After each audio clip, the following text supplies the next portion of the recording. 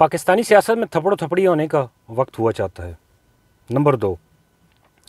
पाकिस्तान की अहमियत जब दुनिया थर्ड वर्ल्ड ऑर्डर की तरफ जो है वो बढ़ रही है तो पाकिस्तान की अहमियत क्या है। नंबर 3, मास्को के हालात बहुत ज़्यादा ख़राब हैं,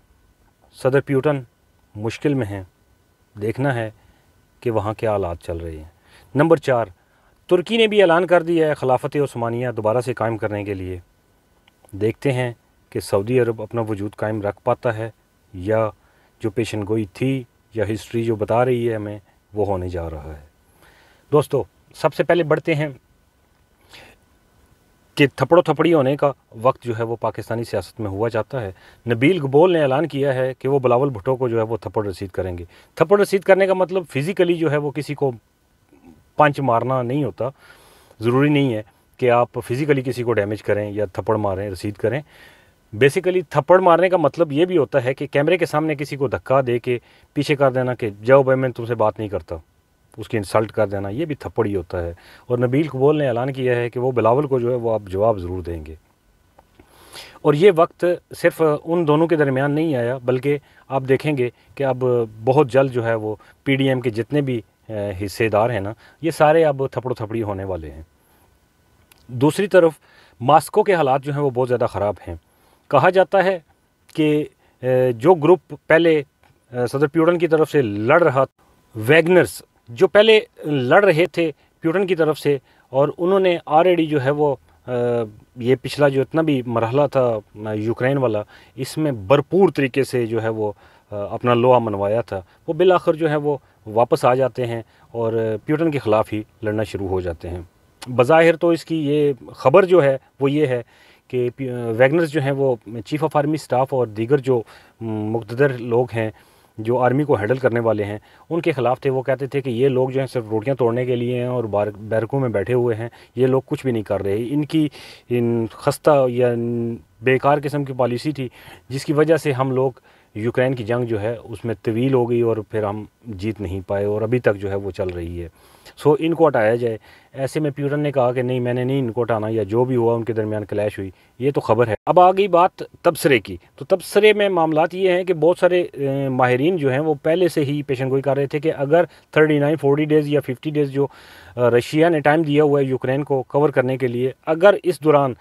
जंग जो है वो ख़त्म नहीं होती तो प्यूटन को इसका हिसाब देना पड़ेगा। क्यों कि सारा यूरोप अमेरिका समेत वहाँ पे ट्रैप बिछा के बैठा हुआ है और उन्होंने इसका तिया पांचा करना है, और वही हुआ। और आज जो है वो प्यूटन मुश्किल में है। मास्को से उनका जहाज़ जो है वो निकल चुका है, पिछली एक दिन पहले निकला है, लेकिन अभी तक ये कंफर्म नहीं हो रहा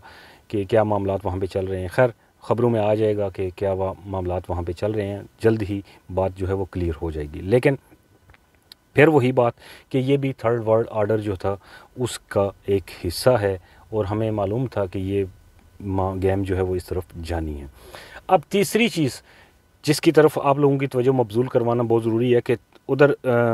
तैयब उर्दवान ने भी ये ऐलान कर दिया है कि खिलाफत उस्मानिया जो 2023 तक का एक एग्रीमेंट था वो ख़त्म हो चुका है। सऊदी अरब की परेशानी बढ़ गई है और सऊदी अरब में अगर तो ख़बर तो ये है कि तैयब उर्दवान जो है वो वहाँ पे जाएंगे या जितना भी एरिया खिलाफत उस्मानिया वाला था उस सबको क्लियर करवाएंगे और दोबारा से खिलाफत उस्मानिया कायम होगी। लेकिन अगर इस पर तबसरा किया जाए, इस पर जो जहन हैं मुख्तलिफ़ किस्म की या जो हिस्ट्री है उसको वाच किया जाए और सामने रखा जाए, तो फिर ये है कि अब सऊदी अरब का भी मुश्किल वक्त शुरू हुआ चाहता है। और कुछ माहिरीन ये कह रहे थे कि आने वाला वक्त जो है वो 6 महीने साल में आप देखेंगे कि सऊदी अरब के भी 2 हिस्सों में तकसीम हो चुका है और वहाँ के जो शहज़ादा हैं वली अहद बिन सुलेमान के लिए ये मुश्किल वक्त है और बिन सुलेमान की ज़िंदगी जो है वो भी दाव पर लग सकती है। अब देखना ये है कि बिन सुलेमान इसको कैसे कवर करते हैं, किस तरह से इसको लेके चलते हैं पाकिस्तान की तरफ। अगर पाकिस्तान की बात की जाए तो ये जो थर्ड वर्ल्ड ऑर्डर है ना, जिसमें आपने देखा होगा कि मोदी साहब जो हैं वो USA में पहुंच चुके हैं और बाइडन के साथ मुलाकात की है उन्होंने, तो इसमें भी खासा मुश्किल मामलात हो जाएंगे पाकिस्तान के लिए, क्योंकि पाकिस्तान बरसगीर के अंदर जो रशिया से लेकर चाइना तक का ये जितना भी बेल्ट है इसके अंदर पाकिस्तान की अहमियत अपनी है। और पाकिस्तान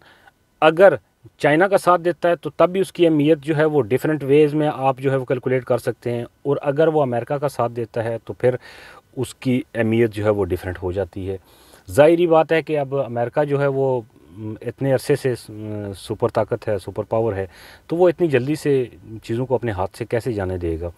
ये बात हमें नज़र आती है। लेकिन थर्ड वर्ल्ड आर्डर की तरफ जैसे जैसे हम बढ़ते जाएंगे तो हमारी अहमियत जो है वो बहुत ज़्यादा हो जाएगी। और हमें ये इस बात का यकीन था, ये 1900 अगर हम हिस्ट्री में जाते हैं ना, थोड़ा सा हिस्ट्री को पढ़ने वाले या सोचने वाले या समझने वाले लोग जो हैं, अगर वो देखते हैं तो पीछे जाके ये 1970 से जो है ये एक सिलसिला चल रहा था, और हमें पता था कि 40 से 50 साल के बाद जो है वो 40 ईयर्स की एक लिमिट थी। उसके बाद जाके ये मामलात ऐसे ही फिर एक नए वर्ल्ड आर्डर की तरफ जाना शुरू हो जाएंगे। वही हुआ। उसी दौरान चाइना जो है वो ग्रो अप हुआ, अमेरिका की इकॉनमी जो है वो डाउन हुई, अफ़गानिस्तान में बुरा हुआ, सारे मामलात हुए। हमें जो है वो पाकिस्तान को पहले जो है वो, जिसको पंजाबी में कहते हैं ना कुत्ते पर कुत्ता सटना, पहले हमें अफ़गानिस्तान पर, अफ़गानिस्तान को हम पर, ये बस वो दो जो कुत्ते लड़ाई नहीं कर रहे होते ना, तो फिर ये होता है कि वो दोनों पार्टियां उठा के एक दूसरे के ऊपर उनको फेंकती हैं कि ज़बरदस्ती ये किसी देश के एक दूसरे को काटना शुरू हो जाएं, लड़ाई शुरू कर दें। वो तो नहीं लड़ना चाहते लेकिन ज़बरदस्ती, इसको कहते हैं पंजाबी में कुत्ते पर कुत्ता सटना। तो वो अफ़गानिस्तान के साथ जितना भी हुआ मामला वो आप सब लोगों की नज़र में है, मैं उस पर को रिपीट नहीं करना चाह रहा। इमरान खान के साथ जो कुछ भी हुआ या हमारी दीगर कंट्री के साथ जो कुछ भी ये लोग कर रहे हैं, सारे लोग मिलजुल के, ये बेसिकली इसी का हिस्सा था कि आप लोग हमारी बात नहीं मान रहे। अब बात आगे निकल चुकी है, क्योंकि उधर तो गेम नहीं चली, मामलात जो है वो नहीं चल सके, तो हमें पड़ोस से, नेबर से, जिसकी मैं निशानदेही जो है वो ऑलरेडी 1 महीना या 15 दिन पहले कर चुका हूँ, कि अब दूसरा मरहला ये है कि जो हमारा पड़ोसी है करीबी मुल्क, उसकी आर्मी जो है वो आप देखेंगे कि बॉर्डर पर लग चुकी है, और पाकिस्तान को बाहर का मुहाज जो है वो भी लड़ना पड़ गया है। इसीलिए बार बार जो है वो ये कहा जाता था, मैं भी कहता था और दीगर भी अच्छे जो पढ़े लिखे समझदार लोग थे इन मामलात को समझने वाले, वो ये कह रहे थे कि पाकिस्तान के अंदर की जितने भी स्टेक होल्डर हैं पाकिस्तान के, इन सब को मिल बैठ के सोचना चाहिए, इन सब को कोई हल निकालना चाहिए। हम बैक वक्त दो महाज पर जो है वो नहीं लड़ सकते। अंदरूनी महाज, अब बलूचिस्तान की सूरत हाल देख लें, सिंध की सूरत हाल देख लें, पंजाब में क्या हो रहा है, औरतों और बच्चों को अगवा किया हुआ है या जेलों में डाला हुआ है, जो कुछ भी हो रहा है, ये इतने ख़तरनाक लेवल के हालात हैं। और ऐसे में हम बाहर के महाज पर भी जो है वो जंग शुरू कर दें, या आर्मी जो है वो हमारे ख़िलाफ़ कोई ना कोई कार्रवाई करना शुरू कर दे, तो इंडिया ने अब ऐलान कर दिया, आशीर्वाद उसको मिल चुकी है। अब देखना ये है कि पाकिस्तान के स्टेक होल्डर जो हैं वो किस तरह से इसका जवाब देते हैं, और किस तरह से इस्तेहकाम पकड़ते हैं, और किस तरह से जल्द अज जल्द, क्योंकि ये अब सालों का टाइम नहीं है इनके पास, दिनों का टाइम है। दिनों में ही ये फ़ैसला करना होगा, अपने आप को अंदर से स्टेबल करना होगा, और फिर वो पड़ोसी कि जो हमें हर मुश्किल वक्त में हमारे बैक पे खड़ा हो जाता है, आके हमें पैसे भी देता है कि आपकी इकॉनमी टूटे ना, आके हर मामले में दिलासा देता है, और चुपके से ये कह के चला जाता है कि यार खुदा के लिए अपने मामलात को सीधा करो, क्यों कि आप मेरी ज़रूरत हो, मैं आपकी ज़रूरत हूँ, तो हमें मिलजुल कर चलना चाहिए, ना कि उन लोगों के कहने पर कि जो हमें हम हर वक्त ये कहते हैं कि do more do more do more, और हमारे किसी भी मामले को 1971 के बाद जो एहसान हमने इन पे किया था, उसके बाद जो है वो उसका बदला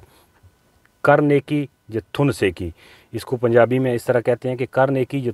थुन से की, यानी आप नेकी करो ताकि नेकी कर दरिया में डाल, वो एक उर्दू का मामला है, लेकिन ये पंजाबी में हम कहते हैं कर नेकी थुन से की, जिससे नेकी करो जिसके साथ, उसके शर से बचो। ये अब शर से बचने वाला मामला है। खुदा खैर करे, पाकिस्तान के स्टेक होल्डर्स को मिल बैठ के सोचना होगा, और आगे किस तरफ बढ़ना है, किस तरह पाकिस्तान को आगे लेके जाना है, ये सोचना अब उनकी ज़िम्मेदारी है। उनके पास वक्त कोई नहीं है, वक्त बहुत थोड़ा है उनके पास, वरना ये थर्ड वर्ल्ड ऑर्डर जो है, ये जिस तरह आज रशिया मुश्किल में है, जिस तरह आज तो तुर्की जो है वो सऊदी अरब की तरफ जाएगा तो सऊदी अरब मुश्किल में पड़ जाएगा, इसी तरह से पाकिस्तान को भी डिस्टेबल करने की भरपूर तरीके से कोशिश की जाएगी। अब खुदा की ज़ात बेहतर जानती है कि हमारे स्टेक होल्डर्स इसको किस तरह लेंगे, और किस तरह से अपनी रिस्पॉन्सिबिलिटी निभाते हुए इसको पॉजिटिव सेंस में लेंगे और इसका मुकाबला करेंगे। अल्लाह आप सबका हामी नासिर हो।